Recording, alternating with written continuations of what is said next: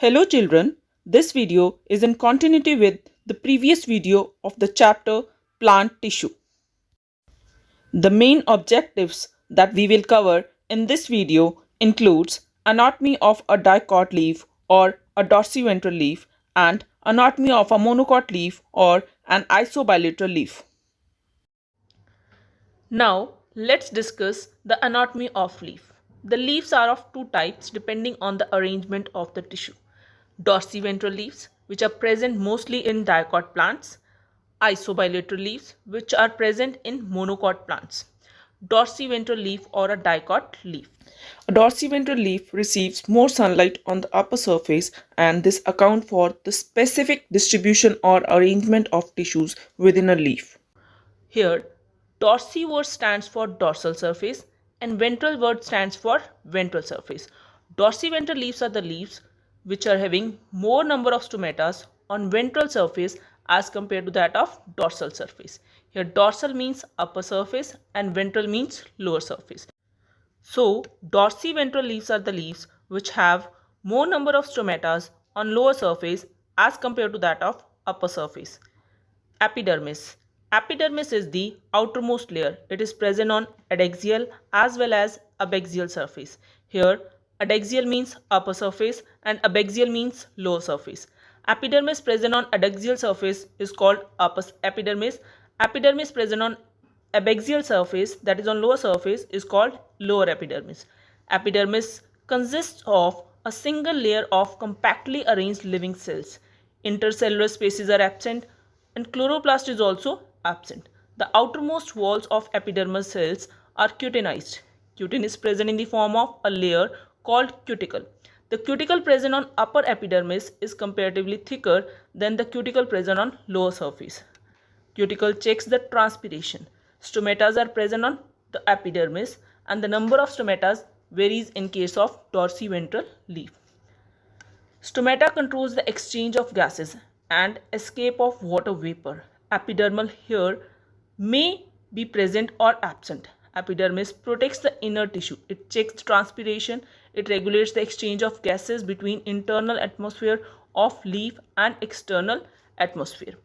Next is mesophyll cells. It consists of several layers of parenchymatous cells which contain chloroplast. It is differentiated into following layers. First one is Palisade Parenchyma. Palisade Parenchyma is present beneath the upper epidermis. It consists of elongated and columnar cells. You can see here in this diagram, these elongated cells are called palisade mesophyll. Palisade parenchyma is present beneath the upper epidermis. You can see here these green colored elongated cells. These represent palisade parenchyma.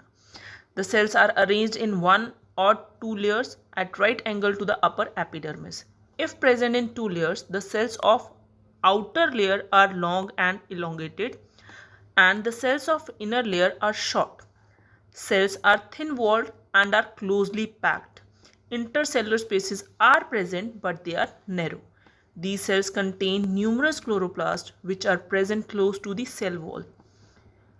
Palisade parenchyma carries out photosynthesis and synthesizes the food material. Next is spongy parenchyma.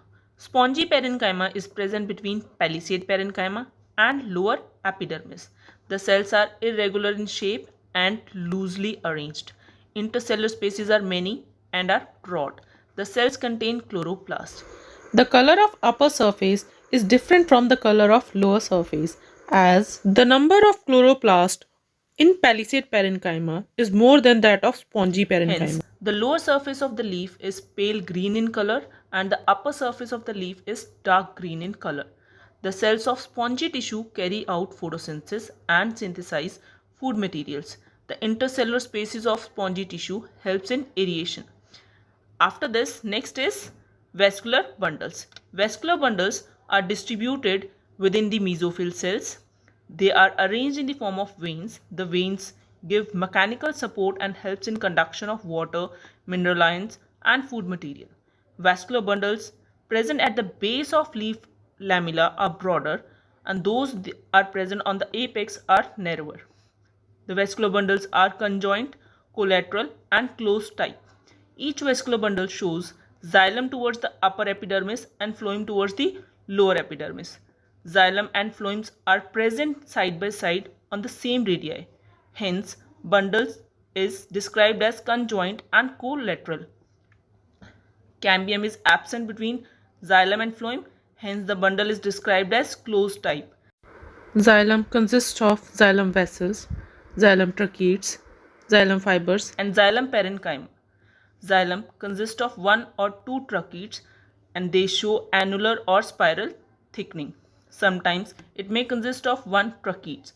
Phloem consists of narrow sieve companion cells and phloem parenchyma. Phloem may be absent in ultimate branches.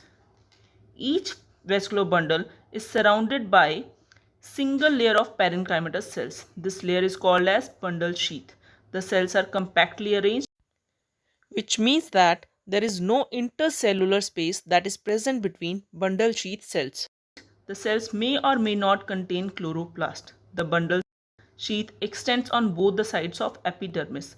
This extension are called bundle sheath extension.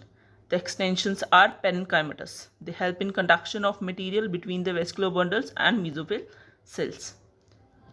This is all about the structure of a dicot leaf. Now, let's discuss the structure of isobilateral leaf or monocot leaf. An isobilateral leaf receives almost same amount of sunlight on both the sides. Here word iso means same, bi means two, lateral means surfaces. So, an isobilateral leaf is a leaf on which stomatas are equally distributed on both the surfaces. The mesophyll is not well differentiated into palisade and spongy parenchyma. First, let's discuss the structure of isobilateral leaf.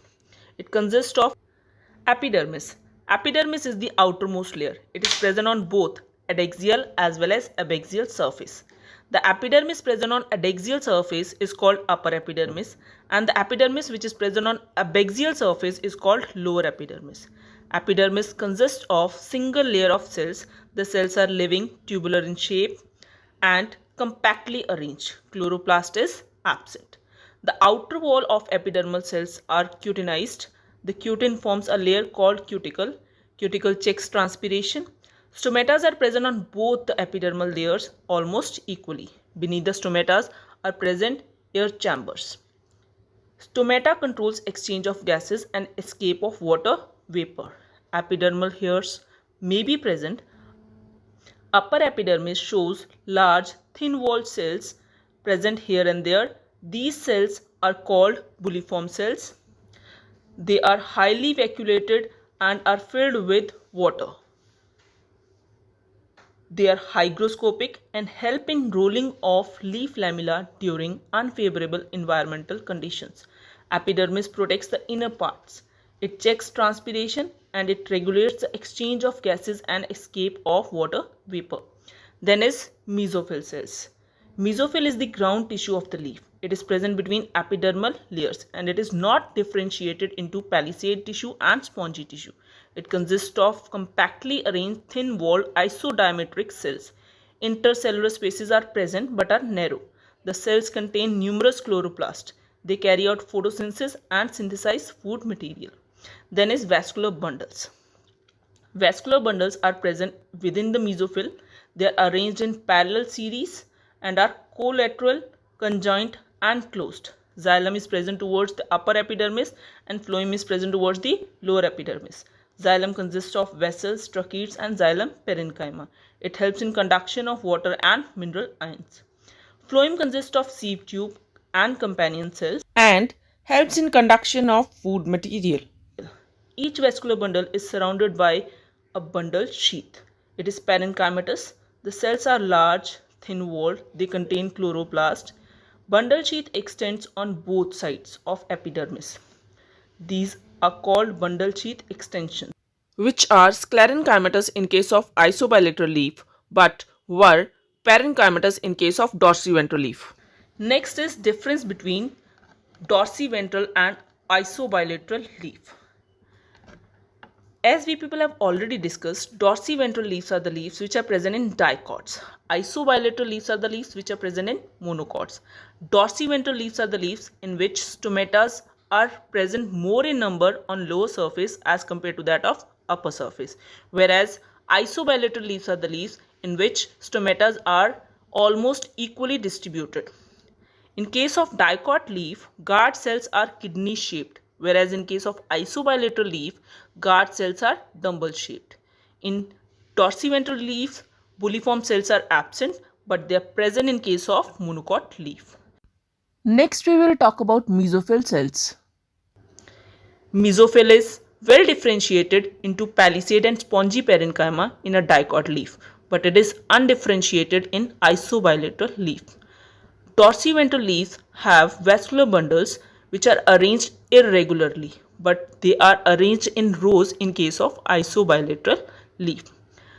In dicots, bundle sheath cells are colorless, whereas in case of monocots, bundle sheath cells are chlorophyllous, means they contain chlorophyll. Bundle sheath extensions are parenchymatous in case of dorsiventral leaf, whereas in case of monocot leaf, bundle sheath extensions are sclerenchymatous. Protoxylem is almost indistinguishable in case of a dicot leaf, but it is distinguishable in case of a monocot leaf.